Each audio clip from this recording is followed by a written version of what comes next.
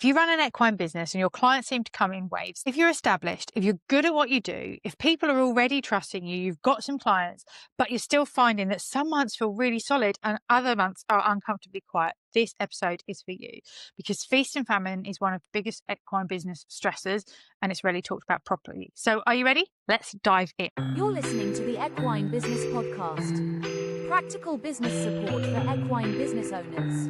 With Jenny Bush, the Equine Business Mentor. I'm going to be really clear with you from the start on this. This is not a confidence issue. This is not a motivation issue. This is not about you just needing to post more on social media, be more visible, brand better. Feast and famine happens when client acquisition is left to chance. And what I see all the time is this. Clients come through moments where you didn't actually plan, or they come through mentions because somebody's mentioned you at the right time and somebody finally decides, oh yeah, I need that. And someone reaches that breaking point and finally messages you. And when that flow slows down, panic starts. You start checking the diary more often. You post more, you tidy up things, you rework plans, you start to have some self-doubt and go, what am I doing wrong? You stay in the busy things and that don't feel productive and don't actually create that income. And then underneath all of this is that same thought that I should just be busier, or I don't know why people aren't coming. Like, I have got clients, they do come. It's not a work ethic issue, it's a control issue. So in this episode, I want to talk about how to get clients on purpose, how to stop relying on luck or timing or hoping that other people are going to just tell everybody about how great you are just to keep your business afloat. And when I work with established business owners, the shift that we make is simple, but it's actually an uncomfortable one. We're going to stop asking, how do I get more visible or how do I get more clients? And we're going to start asking, what can I do to create clients consistently and deliberately? And it's a very different question. And I use a framework that I call TRACK for this, not because it's clever, but because it forces some honesty. And honesty is what fixes that feast and famine in our businesses. So T stands for target. Now, target is not about branding. It's not about just general visibility. It's not who I help with in general. It's not having some lovely bio. Target is answering this honestly. Who is most likely to pay me in the next 30 days?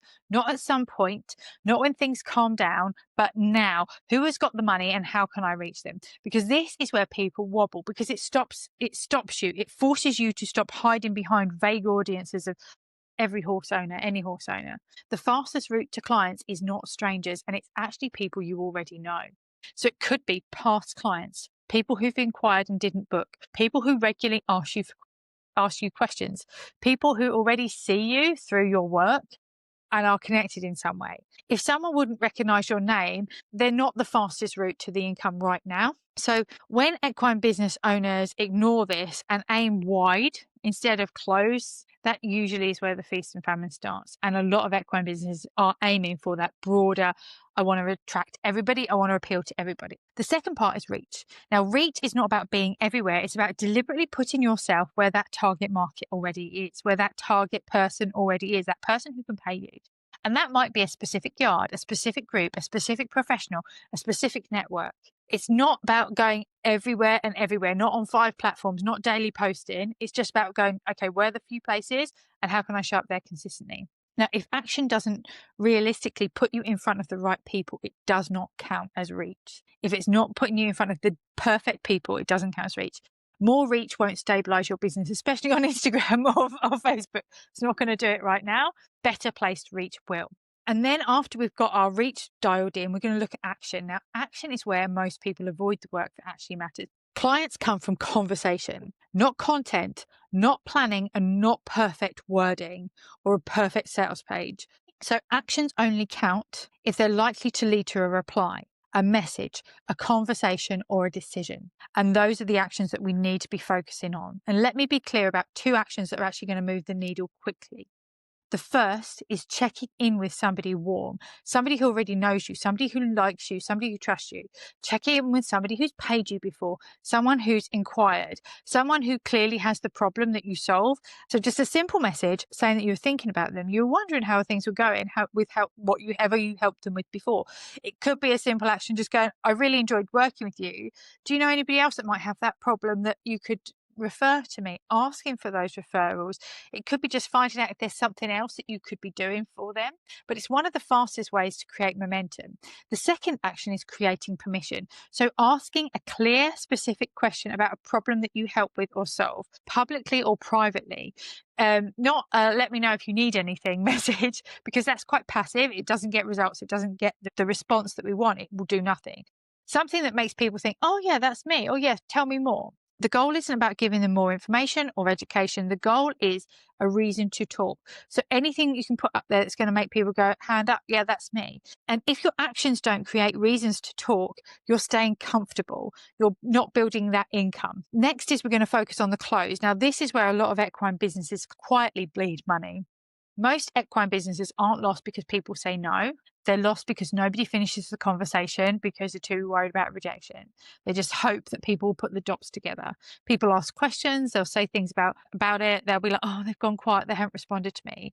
And we've left those loops open. They don't just disappear, they just sit there and they drain time, energy, and your confidence. So closing isn't about being pushy.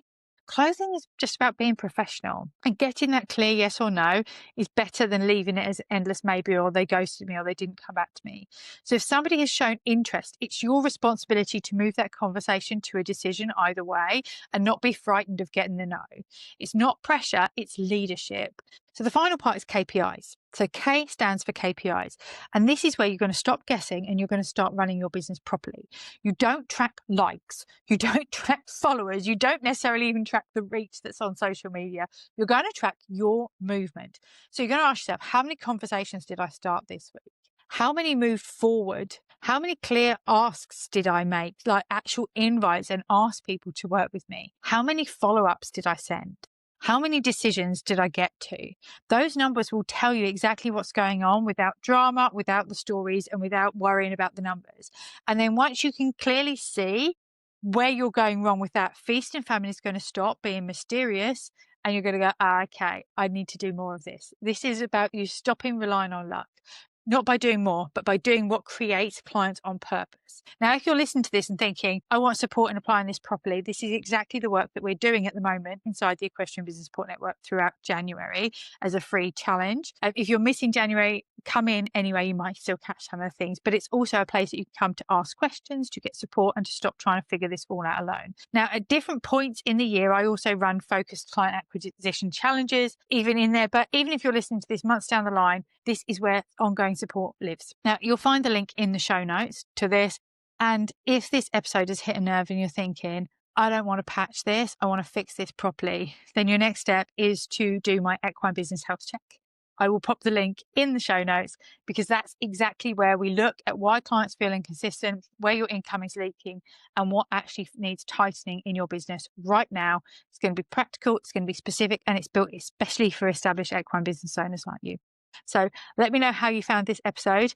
Let's stop that feast and famine, because it doesn't mean that you're bad at business. It just means that you've been relying on chance for a little while. And now you don't have to. So thanks for listening, and I'll see you soon.